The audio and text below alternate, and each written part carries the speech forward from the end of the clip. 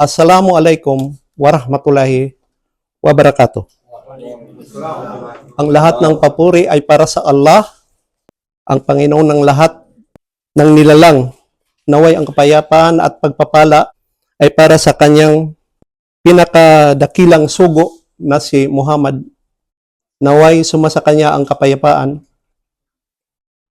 pati ang kanyang pamilya at mga kasamahan.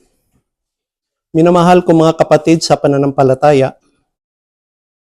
ang aking paksa ngayon ay patungkol sa wadiya or wadiya. Bago ang lahat, naway gawing pinagpala ng Allah subhanahu wa ta'ala ang ating pagtitipon sa gabing ito. Naway magkaroon tayo ng maturuan tayo at makinabang tayo sa ating mga natutunan sapagkat siya ang mahabagin. Siya ang makapangyarihan at pinakamaalam. At naalala ko pala sa opisina, kasama ko sa opisina na nagtanong siya sa akin. Kasi nalaman niya na nag-aaral ako sa IPC, tinanong niya ako kung magkano do yung binabayad ko doon sa IPC para mag-aral lang ng Arabic. Ang akala niya kasi Arabic lang yung pinag-aaralan ko doon, hindi niya alam na kasama pa pala yung mga batas ng Islam at iba-iba pa, tajwid at iba pa. Doon ko naisip na napakaswerte natin na tinuruan tayo ng libre ng IPC sa effort ng IPC, ng KPCC. Alhamdulillah. Ang topic ko ay tungkol sa wadiya or wadiya. Ano ba ang kahulugan ng wadiya?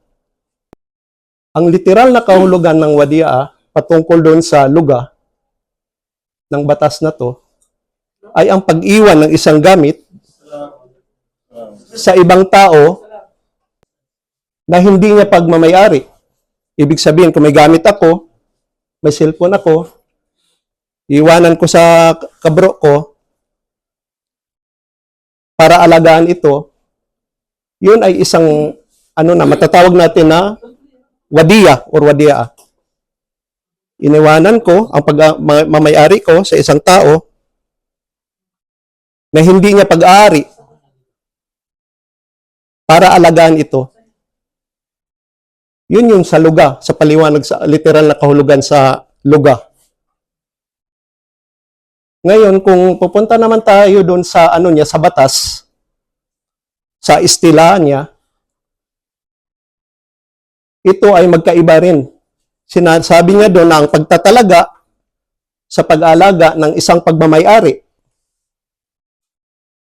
sa partikular na iginagalang sa partikular na paraan. So ito yon, kunting sinaulo ko na lang ng konti. Nandiyan lang siya. Sinaulo ko lang para at least nag-effort naman ako pagsasaulo. So ano ba yung ibig sabihin ng partikular na iginagalang? Kasi kung babasahin natin ang luga, magkaiba yan sila eh. Ito yung batas, ito yung literal niya na kahulugan. Ang luga niya pag-iwan ng isang bagay sa ibang tao, hindi may-ari nito upang alagaan ito. At sa istilahan naman, pagtatalaga sa pangangalaga ng isang pag-ari o partikular na iginagalang sa isang partikular na paraan. Ano pala yung particular na ginagalang? So, ang partikular na ginagalang, ito siya, may sample ako dito. Kagaya nito, cellphone ko. Oh, parang tumalon na. Ito yung tinutukoy sa isyo na topic natin. Pagpapaubaya sa isang anggulo. Pagpapaubaya sa isang anumang bagay kung saan ay pwede, maging pagmamayari na sang-ayon sa batas ng Islam. Ito yung ibig sabihin niya. Yung iginagalang, ibig sabihin. Marangal at eksklusibo. Ang mga ulama, ang binigay niya kasi na halimbawa ay aso. Aso ang binigay niyang halimbawa, aso na tinuruan. Hindi naman pwede na aso na yung gagawin mo, itabi mo sa pagtulog, yan ay hindi pwede. Dapat tinuruan siya. Magaling siya. Aso na sa pangangaso o kaya yung ginagawa nila sa immigration, tinutulungan sila ng aso para mahuli o madakip yung mga nagdadala ng mga kontrabando. Yung mga tinuturuan na aso, pwede yan. Mga gamit na hindi ginagalang, ito yan, mga instrument ng music, bawal naman sa atin to. So mayroong dalil dito sa Quran, katotohanan ang Allah ay nag-utos sa inyo na isauli ang tiwala sa mga nagmamayari nito. Dito, ulit sa Quran, na kung sakaling naging matatag, magtitiwala sa isa't isa sa inyo, ay dapat ibalik ng sinuman ang pinagkatiwala sa kanya. Isauli mo ang tiwala sa taong nagtiwala sa iyo at huwag mong pagkanulo ang nagtaksil sa iyo. So dito, halimbawa, ang napag-iwanan mo, may ginawa sa bagay na iniwan mo, halimbawa, nasira or na damage yung gamit na ano sa iyo, ang tiwala mo sa kanya, nasira niya, hindi ibig sabihin na gantihan mo siya. Ipagkanulo mo, magtaksil ka rin sa kanya, parang ganti doon sa ginawa niya sa iyo. Dito na tayo sa haligi ng wadiya, akidan. Dalawang panig ng nagkakasundo, akidan. Ngayon, mayroon dito yung almudi, yung tao na nag-iwan o nagdeposito ng bagay o items na siya ang tunay na may-ari. Dapat alamin mo talaga yung items na iniwan sa'yo. Baka mamaya, hindi yun pagmamay-ari niya eh. Kung saan niya lang nakuha yun. Baka hiniram niya lang, tapos iniwan sa'yo. Dapat alamin mo talaga dito. Siya yung almudi, at saka, ikaw yung alwadi. Ikaw yung iniwanan niya ng items o ng gamit. Ikaw yung inalukan niya. So kung ako ang nag-iwan, ako yung almudi. Ang iniwanan ko, yun ang alwadi. Okay? So ngayon, dapat silang dalawa ay may kaalaman. Sa pagkakaalam ko, pag ganitong transaksyon, dapat ang transaksyon mo rin, ang tao nang pinag-iwanan mo, ang alwadi, dapat ay Muslim din siguro. Kasi dapat may alam din siya sa transaksyon ninyong dalawa. Hindi yata pwede na Kristiyanos yung katransaksyon mo, tapos ikaw Muslim, mahirap yun. Kasi hindi niya alam yung batas eh. Dapat may alam talaga siya eh. Nasa tamang edad, wastong gulang at kaisipan, o kaya hindi baliw. So, ang pangalawa na haligi ng wadiya, ang siga. Ang nagpapatanggap is ijab, nagpapatanggap, kubol naman ang tumatanggap. Dito ay hindi katulad sabay na magkakaroon ng kapwa salitaan. Halimbawa, kung ako yung nag-iwan sa iyo ng gamit, ng items, ng bagay, pwede ako lang ang magsasalita. Tapos, pwede naman siya na tumango lang siya o kaya magganyan lang, sign, o kaya kumindat lang. Pwede na yon, pwede ng wadiya. O kaya suminyas lang siya, yon. Maliwanag nakasulat. Ang pangatlo, na haligi ng wadiya, siya ay muda. Ito ay isang bagay, anuman na iniwan o dineposito. Tinatawag na teksto, salita ng wadiya sa karamihan o sa pangyayari. Ang kaalaman tungkol sa kasunduan, wadiya hatol ayon sa Islam. Obligado na pangalagaan ng alwadi o taong pinag-iwanan ang anumang iniwan sa kanya. Pangalagaan ang iniwan, may pananalig at pagtitiwala sa kanya. Ang kasunduang alwadiya ay ipinapahintulot o pwede sa o ayon sa Islam na ang bawat nagkakasundo ay kapwa mayroong karapatan kung kailan mapapawalang bisa ang kasunduan, kung kailan na di kailangan ang pahintulot ng bawat isa. So kapwa sila, mayroong karapatan kung kailan magpapawalang bisa ang kasunduan, kung kailan o di kailangan ipahintulot ng bawat isa.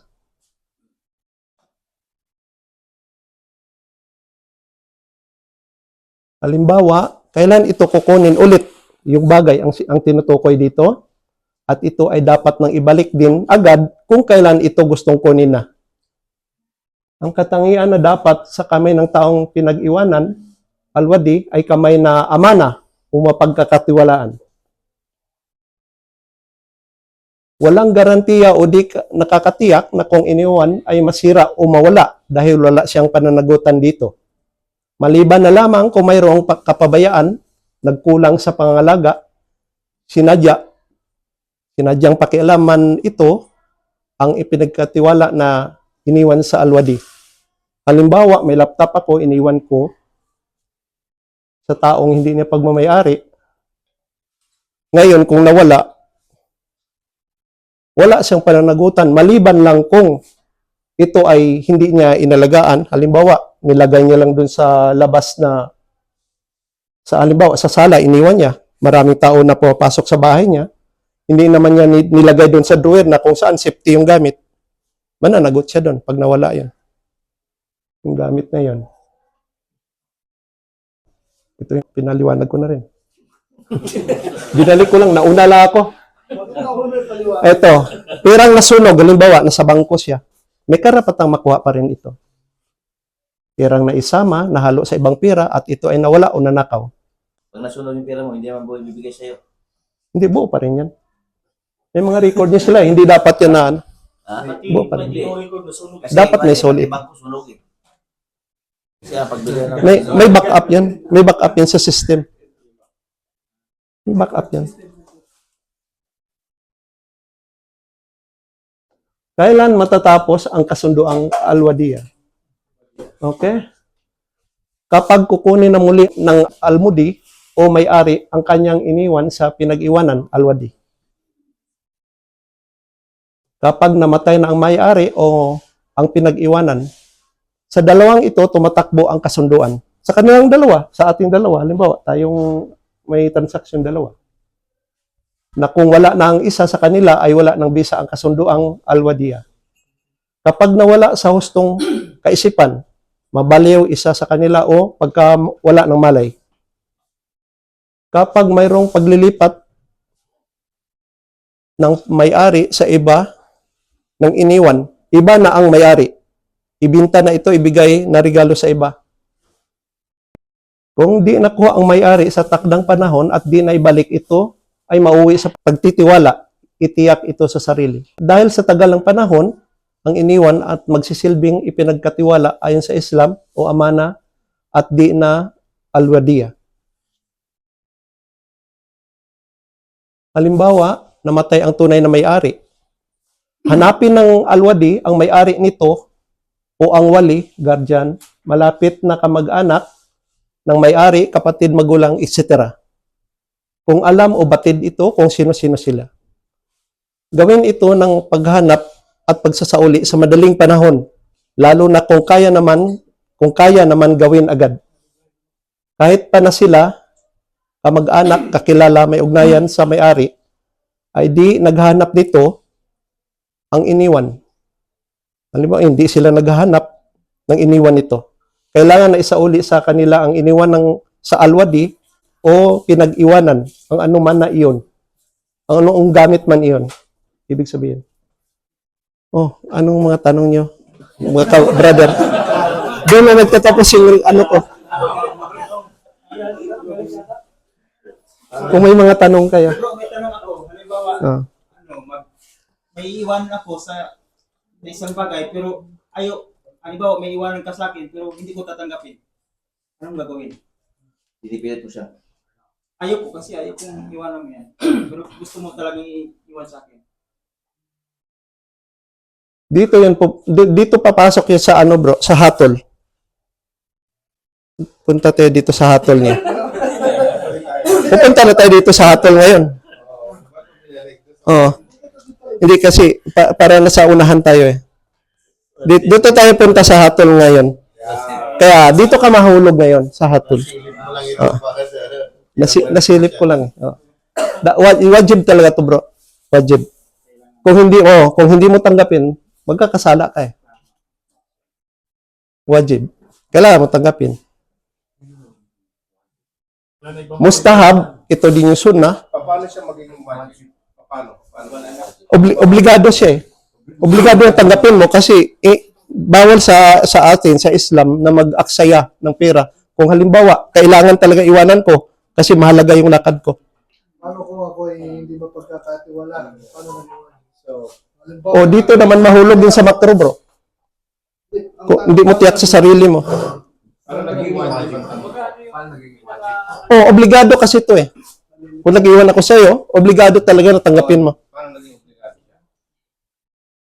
Sa sarili mo, batid mo eh. Kung hindi mo tanggapin, magkakasala ka. Kung tanggihan mo, Pero pinipilit ko. ano ka. Okay. So yung bang Halimbawa, sinabi mo bro, siguro na, halimbawa, sama ng pagkaramdam mo, wala akong maiwan. Hindi kung halimbawa, ano talaga, mahalaga ang lakad ko. Wala akong maiwanan na iba. Kaya hindi mo pinitanggihan. Emergency na ito, aris. Wajib talaga siya. Mustahab, ito ay sunad eh.